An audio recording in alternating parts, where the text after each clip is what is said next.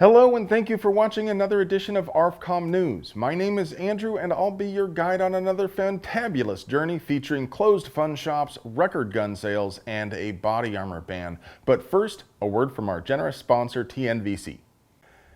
If you like seeing stuff more than not seeing stuff, take a look at our sponsor, TNVC.com, your source for quality night vision gear to make you the bump in the night.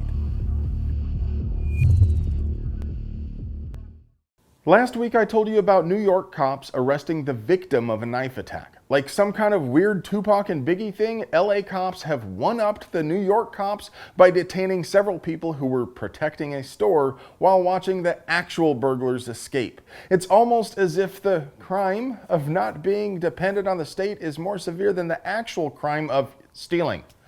Don't get me wrong, I understand the police are in a pretty tough spot right now. There's a lot of chaos out there, and when they roll up, it may be a little while before they get things sorted, but I'm concerned this sort of thing might leave people thinking it's better not to call the police at all.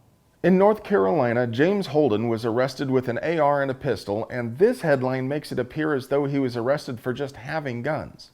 But if you actually read the article, it seems he might have been trying to intimidate some protesters.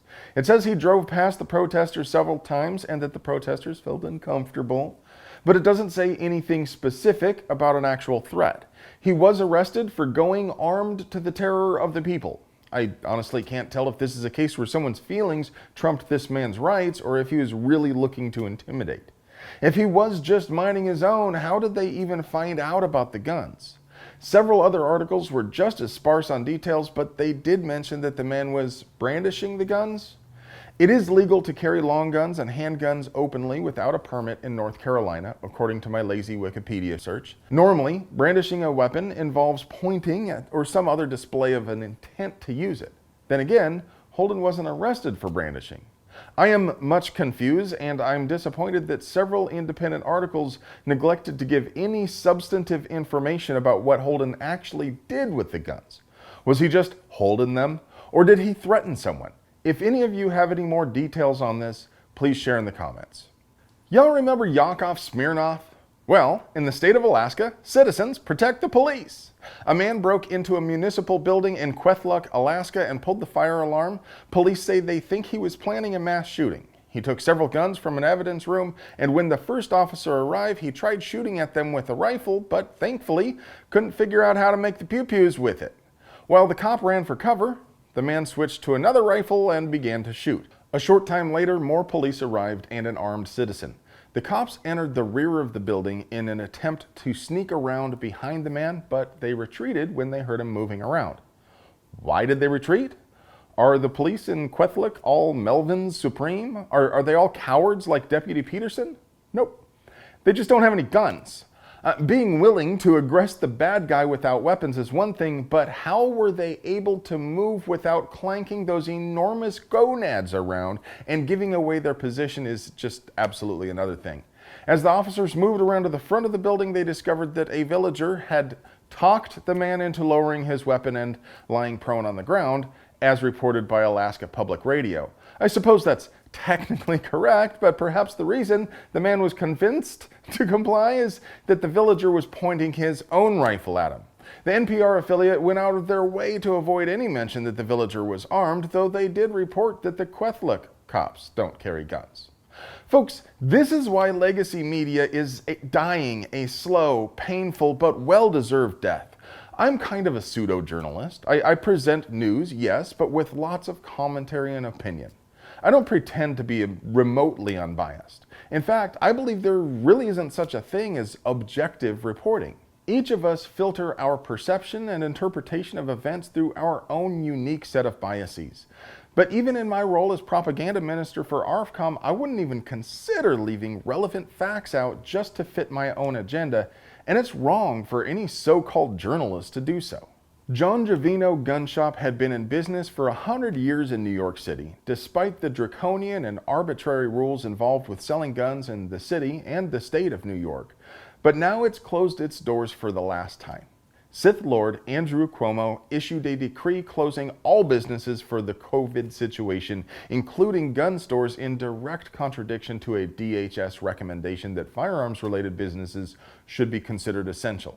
While the sales were halted, the bills weren't, and the financial blow was just too much for owner Gun King Charlie Hu to absorb. Sadly, the store that has been in business for about as long as Arizona's been a state has closed for good.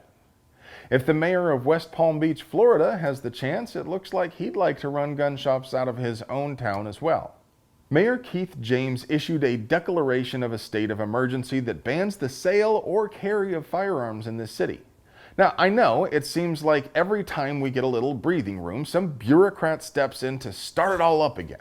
Given the riots and civil disorder, it might not be totally unreasonable to declare a state of emergency, but to declare that folks can't protect themselves is contradictory at best. Is it is or is it ain't in an emergency? I mean, if it is, then I need my guns even more than any other time.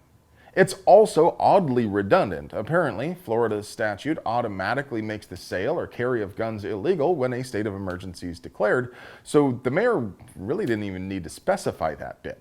Pointless and dangerous bans on gun sales notwithstanding, we set yet another record for gun sales in May according to the National Shooting Sports Foundation report on NICS checks.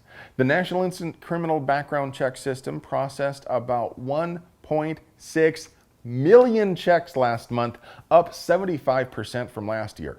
More checks were processed last month than have ever been processed in May. Ever. As I've mentioned before, the number of NICS checks doesn't precisely match the number of new guns. Some checks take place for used guns. A background check might represent the sale of more than one gun, and in some states, you can skip the NICS check altogether if you have a CCW permit.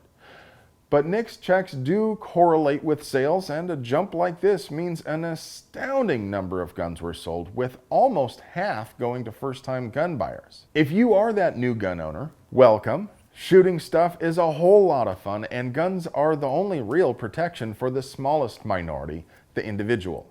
But as you know, they carry a great deal of responsibility, so please take a class from a qualified professional as soon as you can.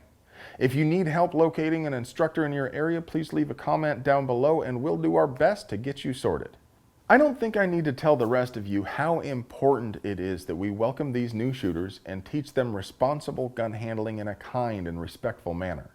This represents a generational shift, and without the influx of new shooters that we're seeing right now, we would likely get some sweeping bans in the next decade. Even with them, it's still possible.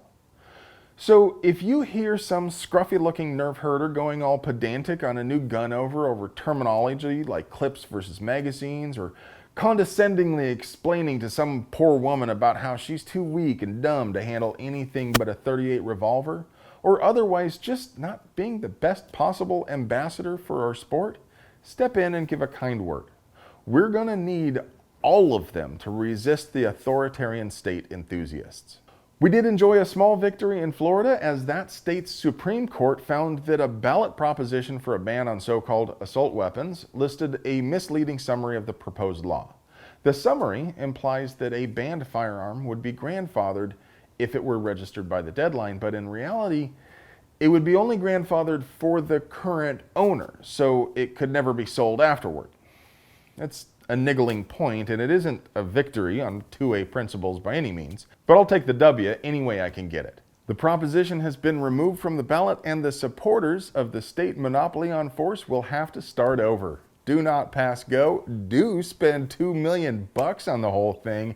L-O freaking L. Sorry for your bad luck, homie. Yeah, it cost them a cool $2 million to lose.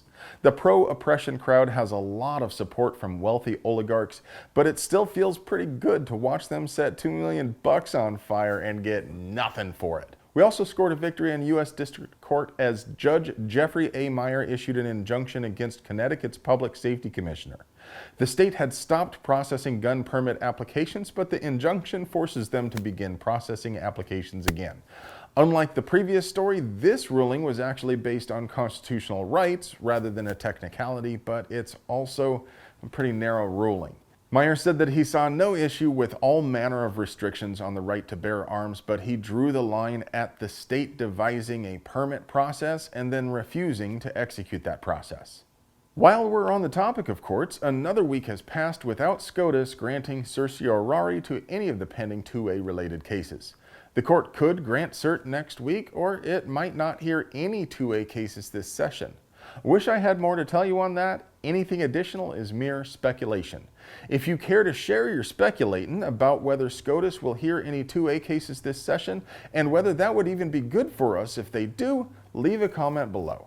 The Louisiana state legislature is teaching the rest of the states a master class in being heckin' rad at winning. They passed 4 pro-gun bills, 3 of them with a veto-proof majority, including 1 unanimously. The bills would strengthen the state's preemption clause, allow concealed carry without a permit during emergencies, and prevent local governments from shuttering gun businesses, as well as allow CCW holders to carry at a church with the approval of church elders. That last one, HB 334, is the only one that the governor could veto. So regardless of where you happen to be, let's all pull together for the Bayou State and call Governor John Bell Edwards at 225-342-7015 and urge him to sign HB 334. As always, be polite, concise, and respectful. And before you put that phone down, Iowa also passed a bill that strengthens state preemption and prevents local governments from tying up gun ranges with unnecessary red tape. So call Governor Kim Reynolds at 515-281-5211 and urge her to sign HF 2502. But it's not all sunshine and rainbows. Representative Grace Meng has introduced a bill in the U.S. House that would ban enhanced body armor, which H.R. 4568 defines as anything that exceeds Type 3. I suppose they meant to say NIJ Level 3 because they do mention the National Institute of Justice, but the NIJ defines armor levels, not types, in NIJ 0101.06, and when .07 is eventually adopted, don't ask, that's supposed to have been this year for the last several years, it will have RF1, RF2, and RF3 threat levels for rifle-rated armor, with RF3 being the highest. Most current Level 4 plates would likely pass RF3 standards, so if I'm understanding this correctly, the bill wouldn't really apply to anything after 0101.07 goes into effect. Of course, there's the usual exemption for the Praetorian Guard, laws for me and not for thee and all that.